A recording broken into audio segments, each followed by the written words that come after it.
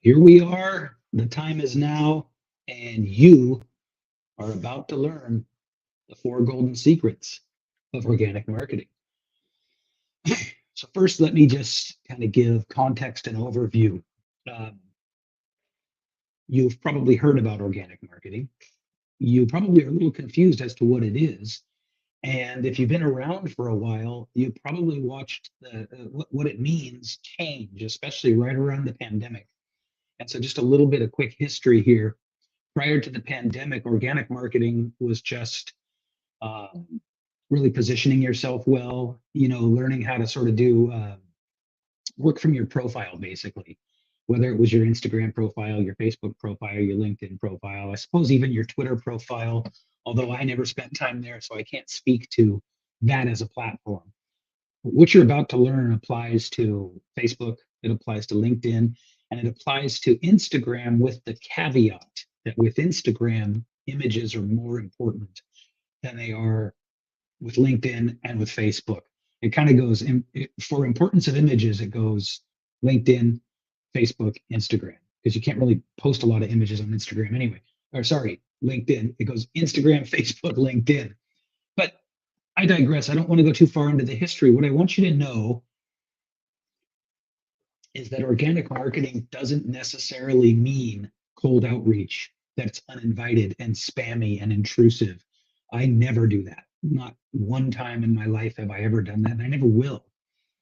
Um, and to be clear, there, I, I I don't have a problem with cold outreach when it's done right. I don't think that cut and paste messages, or even messages that are sort of cleverly arranged to feel personal but clearly aren't, I don't think that that's um, uh, old school. I don't find it ethical. I don't like the way it feels. But if you were to say really get creative with your marketing efforts and you wanted to, for instance, reach like power players or high net worth individuals, you're almost going to have to cold outreach for that. So you need to learn how to do it in a way that is unique, in a way that is personal, and in a way that adds value first. And of course, coming into someone's DMs with a bullshit cut and paste sort of love what you're up to in the space kind of comment doesn't meet those criteria. We all recognize it right away. We all know what's coming. And for the most part, none of us like it, right? You do have those people that are like, hey, I respect the hustle. And to you guys, I say, fine, whatever. But don't pretend that it's sort of okay to just blast people who don't know you, who didn't ask for your help, right? I mean, the amount of stories that I've heard about people who get cold DM'd by somebody trying to sell them the thing they do is it's like they're just endless. So when I say organic, I don't mean uninvited spammy cold outreach. That's the one thing I'm not talking about. I'm talking about using time, energy, and hustle to get in front of the right people with the right message versus using money to do that with ads. That's really the definition. That's the line. So if you're here, if you're watching, if you're paying attention, the odds are that you'd like to get better at this. I mean, obviously, right? And so I want to break it down into four things that you have to have. And I'm going to talk about these in order. But number one and number three are really the main things that people who have sold you on it can be so easy, and you don't have to try and all that sort of bullshit that's working its way through our collective system here in the coaching space. Um, they what they don't tell you when they say, "Hey, this process worked for me. Get the blueprint, buy my program." They don't tell you about and this is number one, credibility that they have developed over time. So you got to have credibility. Credibility is an absolute, it's a non-starter without credibility. You just can't expect. I mean, you might as well be, you're only kind of one step away from cold pitching, really, if you don't have any credibility with your market, because everything is an uphill battle. And so you've got to have credibility. Now, I'm going to give you one absolutely guaranteed, proven way to earn credibility, to build credibility. There are any number of ways to do this. Basically, it's about showing up and letting people get a sense of who you are in a context that doesn't involve selling. right? If the only time you're talking to people you're trying to sell to them, you're going to be sort of identified in our minds as somebody who's always grinding, just always selling. And we don't really, nobody wants to talk to that person. So, one foolproof way to build your credibility. You might have heard of the what do they call them? The Hormozy style videos, the short videos, under a minute, captions, that kind of thing. That's basically it. That's basically it. But it was being taught long before Hormozy came along and sort of just like, you know, owned the whole idea with how much money he was spending on his own content. And newsflash, if you can spend $100,000 a month or more promoting your content, you're gonna build massive credibility. But you don't need $100,000 a month or more. In fact, you can do it for about a buck or two a day, right? You can do it for less than that if you want, but a really good baseline is $1 a day. Here's how it works. You make a video. In fact, I suggest you make 10 at a time. Set it up, take an hour, change your shirts or your dresses a couple of times. Make about 10 videos at a time so you can get into the groove. Then you just take those videos. I use StreamYard, which is what you're seeing me on now, because StreamYard will allow you to broadcast to multiple locations at once. The paid version does. And so everything that I do goes to YouTube. So I can then use it, right? And YouTube is a great storehouse and it's a great SEO tool. So you just shoot short videos that are topical, that show your personality and show your expertise. Once you shoot them, if you use StreamYard, have StreamYard send the video to your YouTube channel and your page. And your profile too is fine, but you don't want kind of 10 videos showing up on your profile one after the other. That'd be a little much. So your page and your YouTube channel, when they're on your page, or move them from YouTube to your page, and then you just boost them. You just boost them a $10 boost and a 10-day range. So that's $1 a day for 10 days. And then in a day or two, you do that again with a new video. And you just keep doing that. Like it never stops. If you really want to build credibility, you gotta stay omnipresent, right? You gotta stay top of mind for people.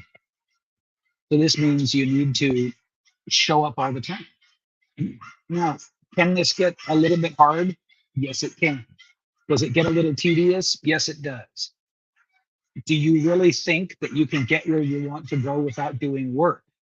That's the important question. Because I swear to God, if I hear one more person complain about how hard it is to shoot little videos and boost them, I'm going to lose my mind. I don't know about you, but before doing this work, I did house painting. I worked in restaurants. I mean, this is nothing compared to that, right? So if you actually know hard work, then I don't want to hear you saying, "Oh, it's so hard to shoot a video and boost it." You're out of your fucking mind.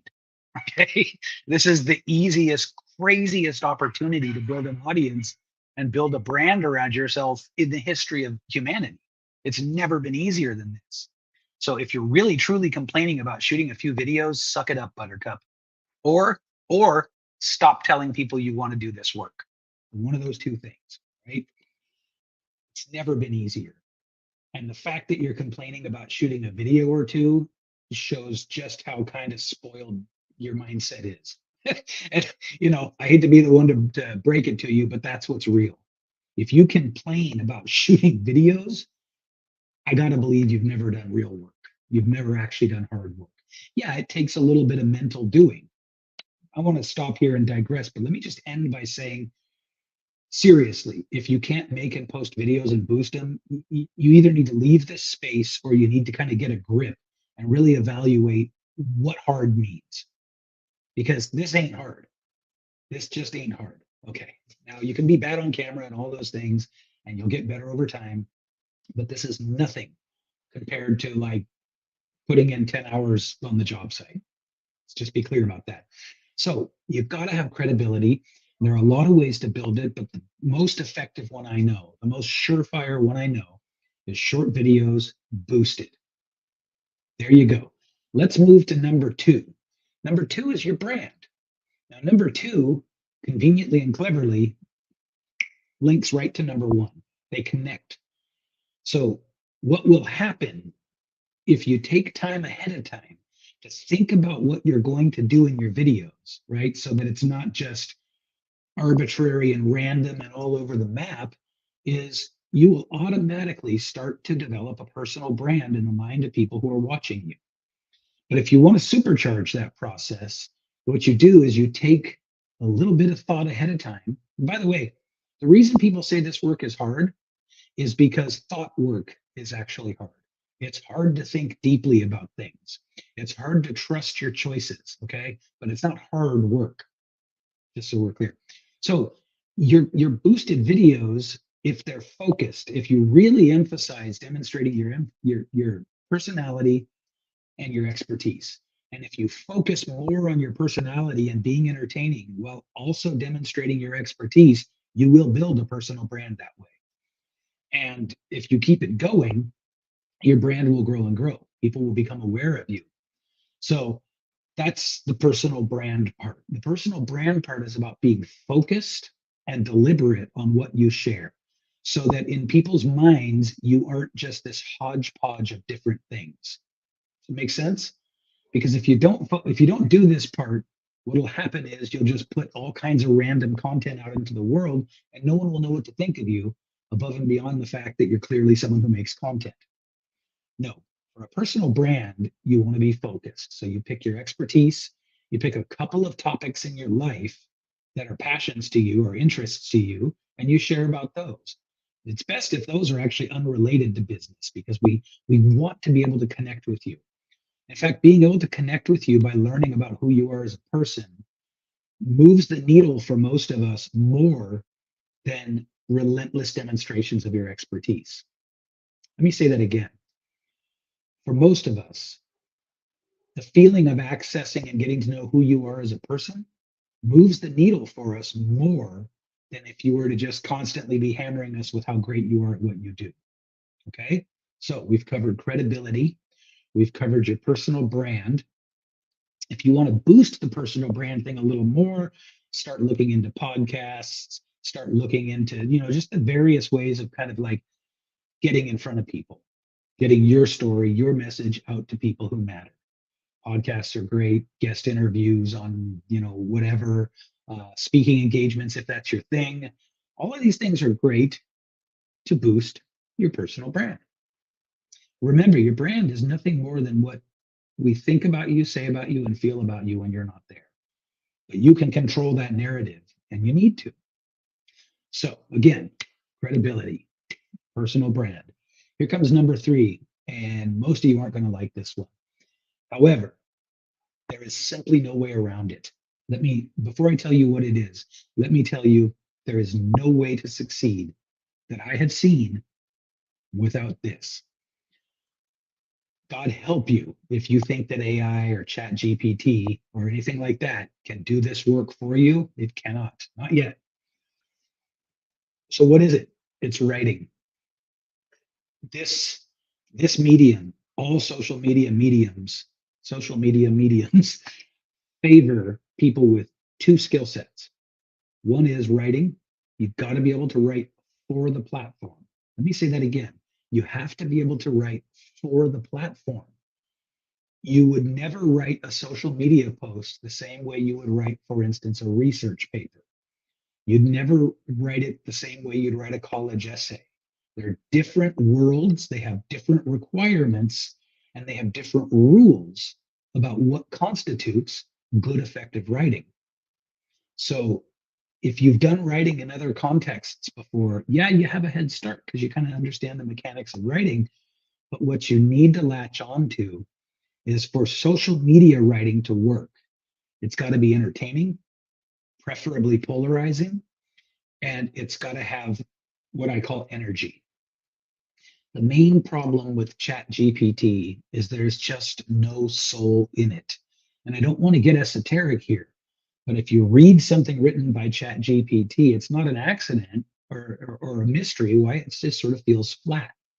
It's technically solid, but it doesn't have any anima to it, right? No life force behind it. You need to learn how to put life force in your writing. So let's go through a couple of tips. By no means an exhaustive list, but a couple of tips. First of all, do not write in dense blocks of text. Do not write. In fact, the first rule of Write Club is do not write in dense blocks of text. The second rule of Write Club is do not write in dense blocks of text. We will not read it. You should know this by now. This should be common knowledge by now. But I still see some of you doing it. You got these long posts that I got to scroll 7 or 8 or 9 times to get through, which is fine if it's good, well written content, but it isn't. It's just dense blocks of text. You're not thinking about the audience at all. And that's what you have to do. You've got to think about your audience. Let's take Facebook, for example. In Facebook, most of us are there to be distracted. We're there to fuck off and mess with our friends and, say something funny on somebody's post and whatever. And so the medium for Facebook is this place is meant to distract you and keep you here as long as it can. So how do you write for that environment? Well, you need to have great headlines. You got about some percentage of a second to grab someone's attention. And the headline is how you do that. If your headline doesn't just pimp slap the back teeth out of somebody, you're not writing them right. You've got to be able to and willing to, able and willing, skill and sort of emotional bearing. You got to be able and willing to write headlines that grab, that titillate, that create curiosity, that make people feel fired up. You've got to be able to do this part. If you can't master headlines, it won't matter how good the rest of your writing is. Headlines do 80% of the work. I think David Ogilvy said, by the time you write a good headline, you've spent 80 cents of your marketing dollar. And so the point being that the headline does most of the heavy lifting. Okay, so you cannot overstate the importance of learning how to write good headlines. And some of the formulas for headlines are easy, but it's still going to come down to the words you put in it. So headlines are like the blank shocking secret, the number, put a number in there, like the 5 shocking secrets. Take this headline here, the 4 golden secrets of organic marketing. I used a number, I used the word secrets, I threw golden in there to make it intriguing. And there's an implicit promise that you're going to get something from this, right? So it's meant to create intrigue, to create curiosity, and to grab attention. Now, we've covered not writing in dense blocks of text. We've covered headlines a little bit here. So how do you keep that breathless energy going throughout the writing?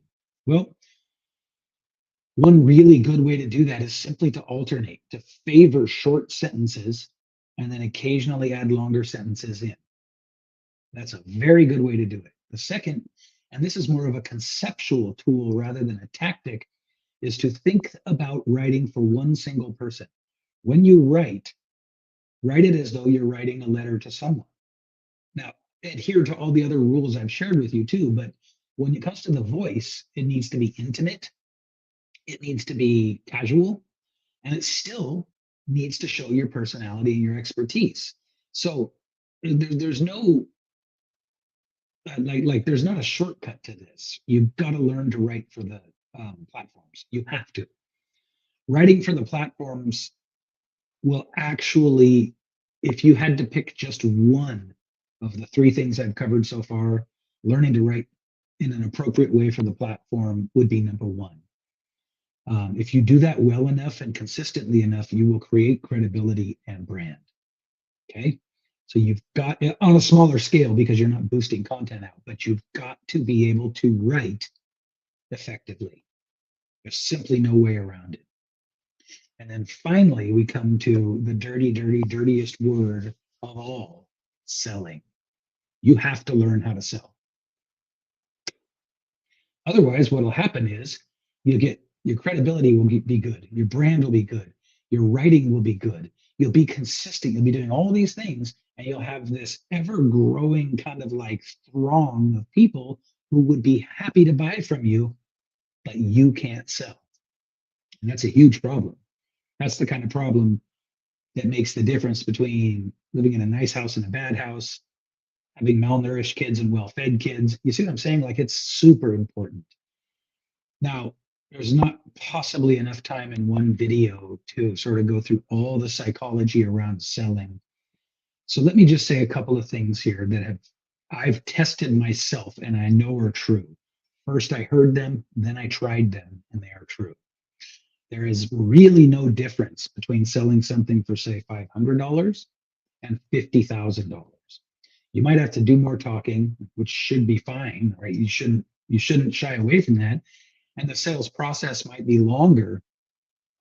But in terms of what needs to happen inside of you, your bearing and your sort of position, there's no difference.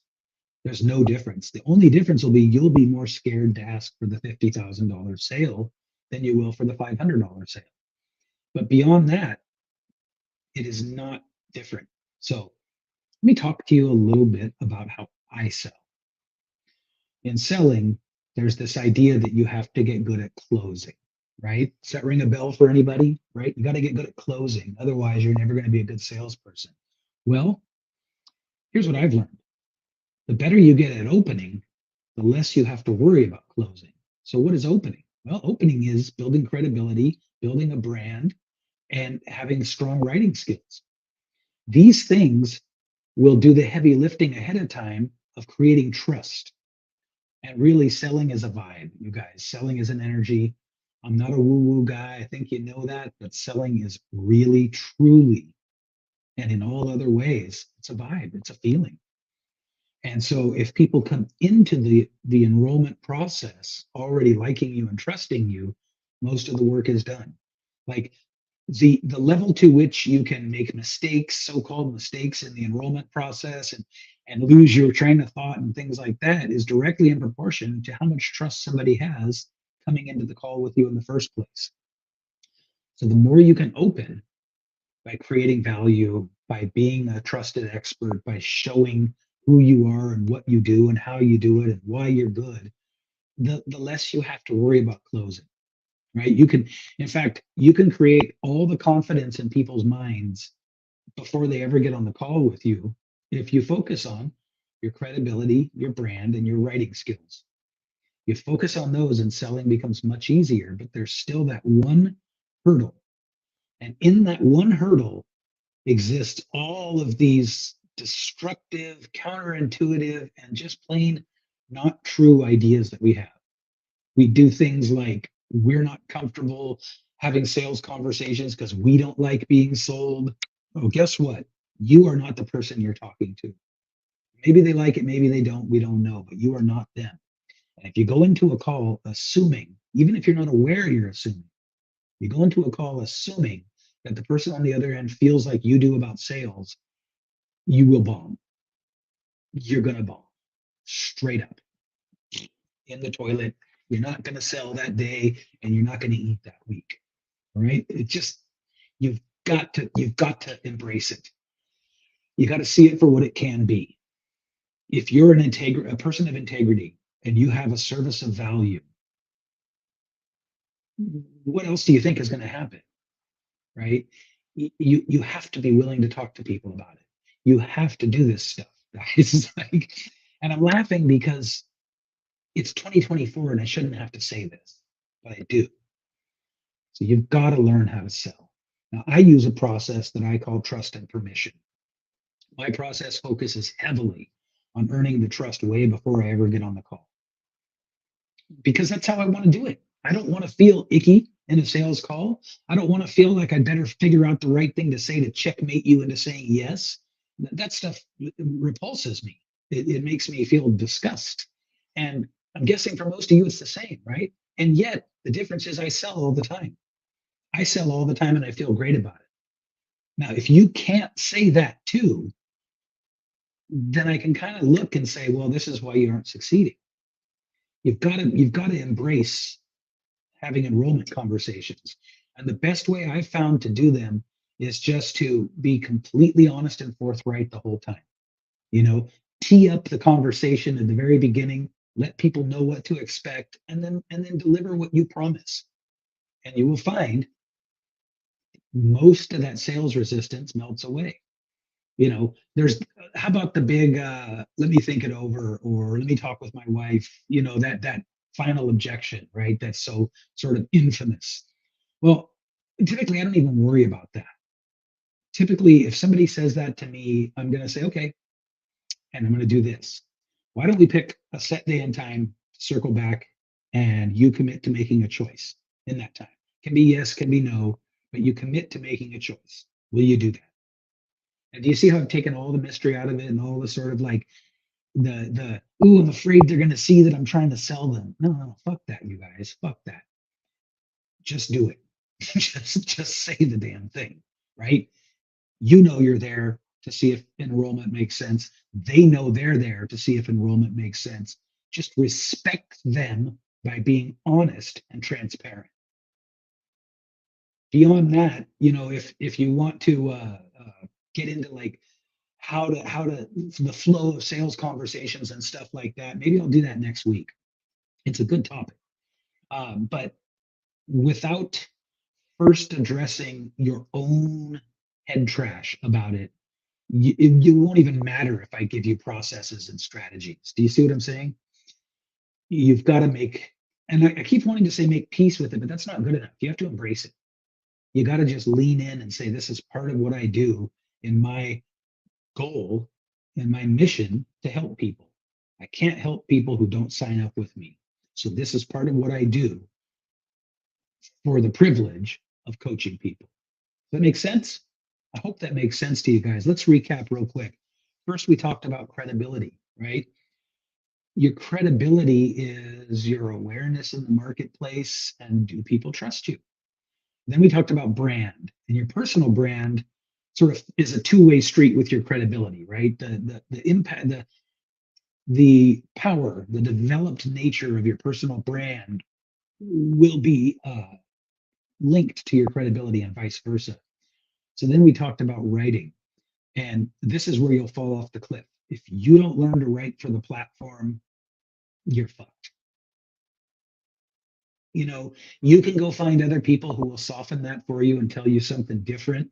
But at the end of the day, if they don't say to you, cut and dry, you have to learn to write in an appropriate way for the platform you're operating on, they're doing you a disservice. Anyone who minimizes that has their head up their ass. They don't know what the fuck they're talking about. I really want to be clear with you on that because it's like you're here to help people with whatever it is you do. My assumption of you, my hallucination of you, is that it took you some effort to decide you were going to hang your shingle as whatever kind of coach you are. There was a process that happened there, and there's a nobility in saying, I want to try to help other people because I've been through stuff and I've learned stuff along the way. And in so doing, I feel like I have a unique skill set that could serve others. That's not a light thing. That's not a throwaway thing, right? And so you go through that process of deciding, you hang your shingle, maybe you buy I don't know, the International Coaching Federation certification or the Tony Robbins certification or the, gym down at the corner certification or whatever it is, right? The point is you commit and you say, I'm gonna try this. And then you run into the rude reality that without learning how to market yourself, your skills don't amount to a hill of beans. They amount to precisely dick. So now what? Well, now you got to learn marketing. Well, that's where you enter the marketing space as this sort of bright-eyed newbie and you get taken advantage of because in your mind you're still thinking like a coach, right? And coaching and marketing are not the same thing. And so you can wind up kind of like down some really time wasting and possibly very expensive dead ends in this space, which is why I want you to know that's really only these four things that you need. You need your credibility, you need your personal brand, and those are interchangeable. You must learn to write effectively for the platform. And then ultimately, you need to embrace selling. If you got those four things, those are your four golden secrets right there. Anyone who comes along and tells you you don't need one of those is you should have an immediate distrust of that person. Anyone who tries to tell you that AI is doing any of that for you now, You should have immediate distrust of that person. In fact, you should do some soul searching and ask what it is about you that makes you think that these shortcuts and easy ways are viable. When in the world have you ever heard of somebody shortcutting on a farm, right? You fuck off all summer, and at the last minute you try to till the earth and plant the seeds and do all that. It would be ridiculous. Well, the farm and the way that things grow is a perfect analogy for this. You're in an environment where people benefit from convincing you that there are shortcuts. People benefit from filling your head with all this just trash and misleading ideas, right?